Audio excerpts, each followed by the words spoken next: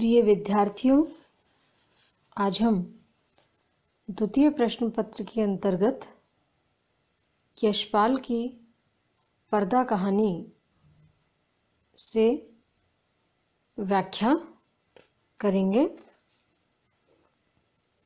कल भी हमने पर्दा कहानी से व्याख्या की थी, तो देखें। खान की तेजी बढ़ गई। उसे ऊंचे स्वर से पड़ोस के मोची और मजदूर चौधरी के दरवाजे के सामने इकट्ठे हो गए। खान क्रोध में डंडा फटकार रहा था। पैसे नहीं देना था, लिया क्यों? तनख्वाह किधर में जाता है? आरामी हमारा पैसा मारेगा, तुम्हारा खाल खींच लेगा। पैसा नहीं है तो घर पर पर्दा लटकाए शरीफ ज़्यादा कैसे बनता? तुम हमको बीवी का गहना दो, बर्तन दो, कुछ भी तो दो, हम ऐसे नहीं जाएगा।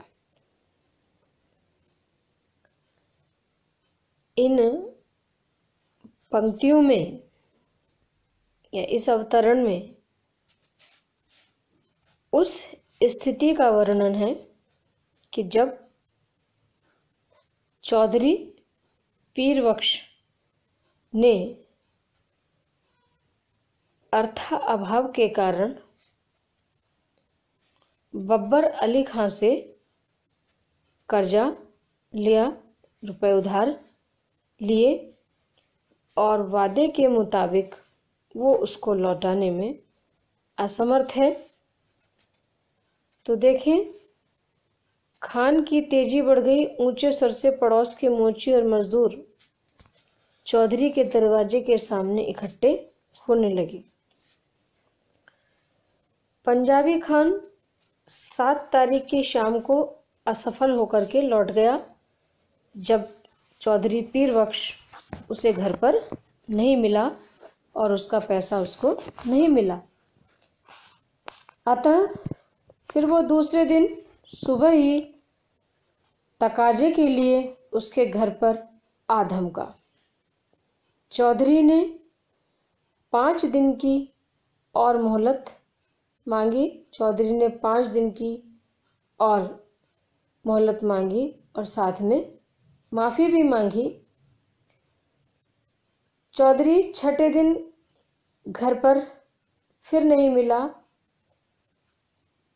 फिर बब्बर अली खान लौट कर आया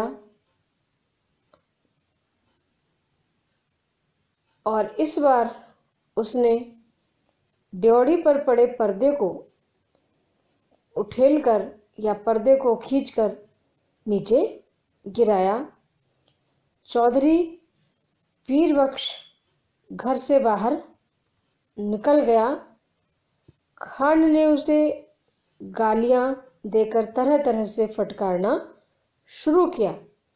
तो कहानीकार ने यानी यशपाल ने इस स्थिति का वर्णन इस गद्य खंड में किया है। खान की तेजी बढ़ गई। उसके ऊंचे स्वर से पड़ोस के मोची और मजदूर चौधरी के दरवाजे के सामने इकट्ठे हो गए। जब पीरबख्श रुपए न अदा करने की मजबूरी में खान की खुशामद करने लगा, उससे माफ़ी मांगने लगा, तो फिर उस खान का गुस्सा पहले से भी दुगना हो गया। वो और ज़्यादा क्रोधावेश से भर गया और ऊंचे स्वर से पड़ोस के मोची और मजदूर चौधरी के दरवाजे के सामने इकट्ठे हुए। उसके शोर को सुनकर के, उसके ऊंचे स्वर को सुनकर के जो आसपास में रहने वाले लोग मोची मजदूर थे, वो भी वहाँ पर इकट्ठा हो गए, ये देखने के लिए कि जो बब्बर अली खान है वो इतना नाराज क्यों हो रहा है। खान क्रोध में डंडा फटकार रहा था। पैसे नहीं देना था, लिया क्यों? क्रोध के आवेश में भर करके जो खान है वो बार बार अपने डंडे को फटकार रहा था, बार बार डंडे को पीट रहा था और साथ ही ये कहता जा रहा था कि यदि तुम्हारे पास मेरा कर्जा उतारने के लिए पैसे नहीं हैं तो तुमने मुझसे पैसा लिया ही क्यों था? तुमको हमारा पैसा नहीं देना था तो हमसे पैसा क्यों मांगा? तनख्वाह किधर में जाता, आरामी हमारा पैसा मारेगा। कहता है तुम्हें वेतन मिलता है तो वो कहाँ चला जाता, उसको कहाँ गंवा देते हो? और यदि तुमने हमारा पैसा समय पर नहीं लौटाया, यदि अब तुमने मेरा पैसा नहीं दिया तो बब्बर अली खान कहता है मैं तुम्हारी खाल खींच लूँगा, तुम्हारे साथ बहुत बुरा व्यवहार करूँगा, हर हथकंडे अपना करके मैं तुमसे अपना पैसा ले लूँगा। पैसा नहीं है तो घर पर पर्दा लटकाए शरीफ ज़्यादा कैसे बनता है? कहते हैं एक और तो तुम इतने शरीफ ज़्यादा बनते हो कि एक और तो तुम इतने इज्जतदार बनते हो कि तुमने अपने घर के दरवाजे पर पर्दा लटकाया हुआ है जो तुम्हारी शान शौकत दिखा रहा है, और दूसरी ओर कहते हो कि पैसा नहीं है, दूसरी ओर कहते हो कि हमारे पास तुम्हें देने के लिए पैसा नहीं है। तो कहते हैं तुम हमको बीवी का गहना दो, बर्तन दो, कुछ भी तो दो, हम ऐसे नहीं जाएंगे। खान कहता है कि मैं कई बार यहाँ आकर के तुम्हारे घर पर आकर के पैसा मांगने आया हूँ, लेकिन हर बार ही निराश लौटा हूँ। इस बार मैं ऐसा नहीं करूँगा, मैंने जो पैसा उधार दिया है उसको लेकर जाऊँगा, और यदि तुम पैसा देने में असमर्थ हो, नहीं दे पा रहे हो, तो कहते हैं मुझे तुम अपनी बीवी का कोई गहना दे दो, उसका कोई जेवर दे दो, जो भी तुम्हारे पास हो, बर्तन दे दो, पत्नी के आभूषण दे दो, बर्तन दो, या अन्य कोई भी सामान मेरे रुपए के बदले में दे दो, और जब तक तुम नहीं दोगे मैं यहाँ से नहीं जाऊँगा। इस तरह इस गद्य खंड में चौधरी पीर बख्श के दिखावे की प्रवृत्ति, विवशता तथा पंजाबी खान की कठोरता का बहुत ही सजीव चित्रण यशपाल जी ने किया है। इसके आगे की कुछ पंक्तियां और व्याख्या के लिए देखेंगे। इस दृश्य को देख सकने की ताब चौधरी में न थी, परंतु द्वार पर खड़ी भीड़ ने देखा। घर की लड़कियां और औरतें पर्दे के दूसरी ओर घटती घटना के आतंक से आंगन के बीचों बीच इकट्ठी हो खड़ी कांप रही थी। सहसा पर्दा हट जाने से औरतें ऐसे सिकुड़ गईं जैसे उनके शरीर का वस्त्र खींच लिया गया हो। वह पर्दा ही तो घर भर की औरतों के शरीर का वस्त्र था।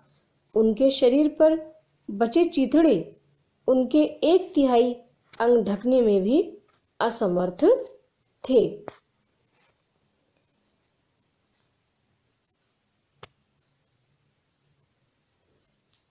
इन पंक्तियों में यशपाल जी ने उस समय का वर्णन किया कि जब चौधरी पीर बख्श बब्बर अली खान को पैसे देने में समर्थ नहीं हो पा रहा था, या उसने तय तारीख के हिसाब से उसको पैसे नहीं दिए, तो किस तरह से बब्बर अली खान उसके घर पर आकर चीखता है, चिल्लाता है, डंडे को फटकारता है, गाली गलौज करता है,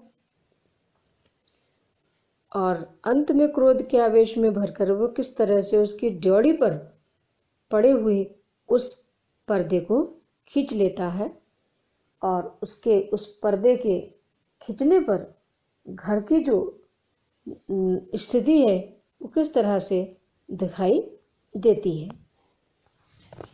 तो देखें, बब्बर अली खान घर के बाहर खड़ा चौधरी को जोर जोर से गालियां बक रहा था। चौधरी के घर की लड़कियां और औरतें खान की गालियों के आतंक से पर्दे की दूसरी ओर चली गईं।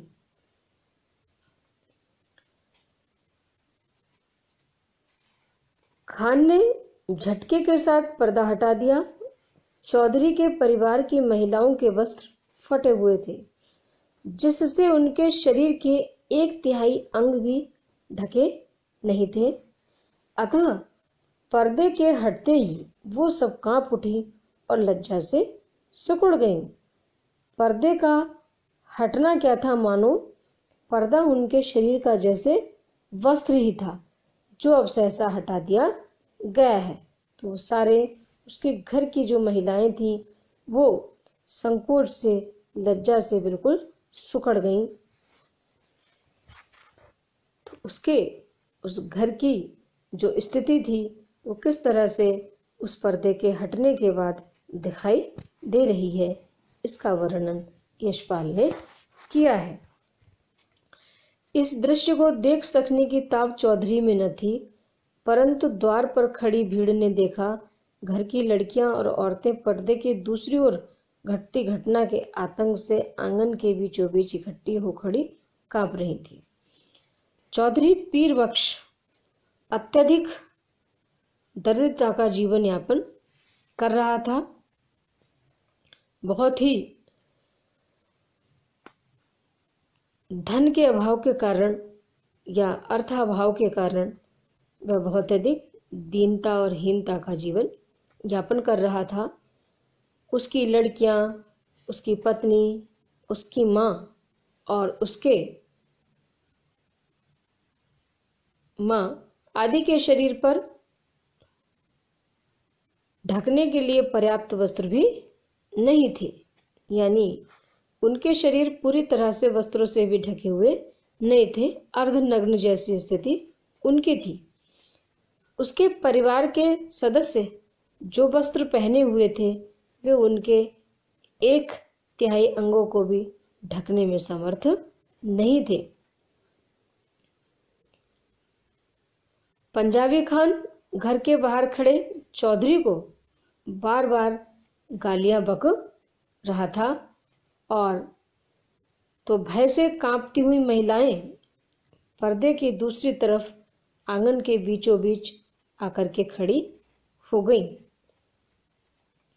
खान ने सहसा पर्दा हट जाने से औरतें ऐसे सिकुड़ गईं जैसे उनके शरीर का वस्त्र खींच लिया गया हो। खान ने अपना पैसा वसूल करने की धुन में सहसा ड्योढ़ी से पर्दे को खींच दिया, हटा दिया और उसके बाद उसकी जो अंदर की जो बहुत ही भीषण स्थिति थी, बहुत ही विषम स्थिति थी, चौधरी पीर बख्श इस अप्रत्याशित लुटती हुई लज्जा को सहन न करने के कारण बेहोश हो गया। उसके घर की इज्जत और आबरू सहसा बिल्कुल स्पष्ट हो गई। सबके सामने उसके घर की स्थिति दिखाई दे रही थी, तो वो बर्दाश्त नहीं कर पाया और वो अचेतन होकर के वहां पर गिर गया।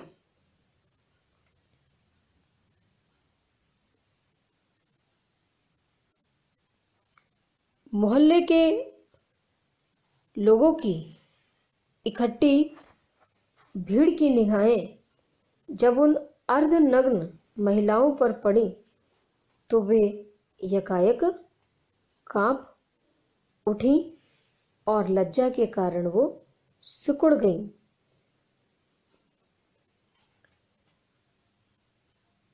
उनके शरीर पर पूरे वस्त्र नहीं थे, मानो जैसे उन्होंने फटे पुराने चीथड़े ही धारण कर रखे थे, जिस कारण उनके शरीर के अंग पूरी तरह से ढके नहीं थे और वे अर्धनग्न स्थिति में दिखाई दे रही थी। वह पर्दा ही तो घर भर की औरतों के शरीर का वस्त्र था। उनके शरीर पर बचे चिथड़े उनके 1/3 अंग ढकने में भी असमर्थ थे। द्वार पर जो पर्दा पड़ा हुआ था वो मानो जैसे उनके शरीर के लिए वस्त्र का काम कर रहा था। पर्दे का हटाना मानो जैसे उनके शरीर से वस्त्र को हटाना था। पर्दे के हटते ही महिलाएं नग्न दिखाई दे रही थीं, जिससे चौधरी पीर बख्श बहुत ही ज़्यादा दुखी हुए और वो उस स्थिति को झेल नहीं पाए और वो वहाँ पर बेहोश होकर के गिर गए। इस तरह इस गद्य खंड में पीर बख्श के घर की दरिद्रता का यशपाल जी ने बहुत ही हृदयद्रावक चित्र अंकित किया है। धन्यवाद।